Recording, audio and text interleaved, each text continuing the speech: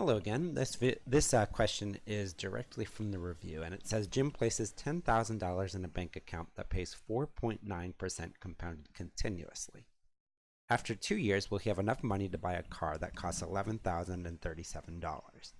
Another bank will pay 5% compounded quarterly, and is this a better deal? So we have two different equations here. The continuous equation, which is going to be A equals P times e to the RT, and then the other equation, which is when it's ever compounded quarterly or monthly or yearly, and that's A equals P times 1 plus R over N to the NT. And recall here that A, that's going to be the final amount. We're going to have P, which is the principal or the initial amount. We have R, which is the rate. Remember, this should be expressed as a decimal, not a percentage. And T is going to be the time in years. The only other one we have is N, and that's going to be the number of times compounded per year.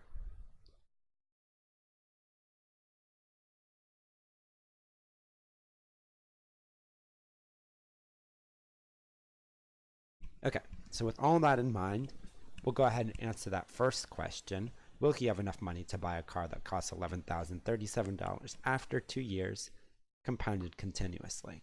So since we're compounding continuously, we'll take the first equation. A will equal the original amount, 10,000, in place of our P, times e to the rate, which would be 0.049. I divided that percentage by 100 to convert it to a decimal, times t, the number of years, which is 2. Okay? And if I solve that out, I will get $11,029.63. So then obviously, no, he does not have enough money to buy that car. If another bank pays 5% compounded quarterly, is it a better deal? We could figure that out for any example, but we'll just go ahead and do the same problem with a rate of 5% quarterly, still investing the $10,000 for 2 years. And if we get a higher amount, then of course that will be the better deal. But this time we're using the second equation. So again, the principal is 10,000 times 1 plus the rate, 0.05, over the number of times compounded in a year. Since we're compounding quarterly, that's going to be 4 times in a year, so we'll put 4 here. 2, the 4 times t, still 2. And if we solve that out, we're going to get $11,044.86. So indeed, compounding quarterly at 5% is going to be the better deal, and he actually would have enough to buy that car. I'm going to go ahead and add kind of one more problem here that you could be asked on an exam, though. So just scroll down here a little bit. And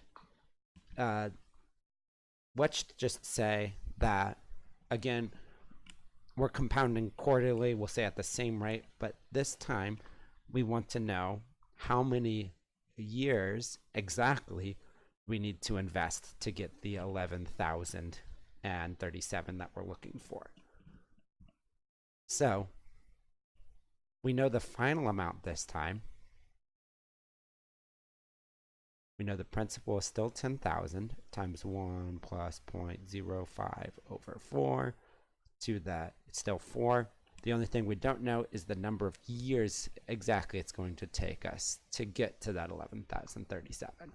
So we're going to leave t here so that we can solve for that. Now this is a little bit of a harder problem because we actually have to use some logarithms. But We'll go ahead and start simplifying a little bit. First, we'll divide that 10,000 over, and we get 1.1037 is equal to, just simplifying this part in parentheses, we would get 1.0125 to the 4t.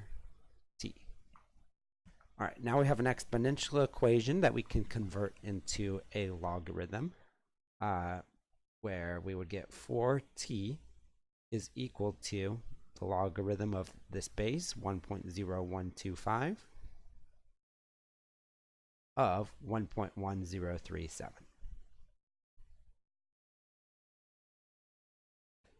And we can use the change of base formula here to get log of 1.1037 divided by the log of 1.0125. And that whole thing is equal to 4t. If we divide by 4 on both sides, then we'll solve for t. So all we have to do now is throw that into our calculator, and we will get that t is equal to 1.99 years. So just short of 2 years, and we will have the $11,037 that we're looking for. Okay, I hope that was helpful. Let me know if you guys have any questions.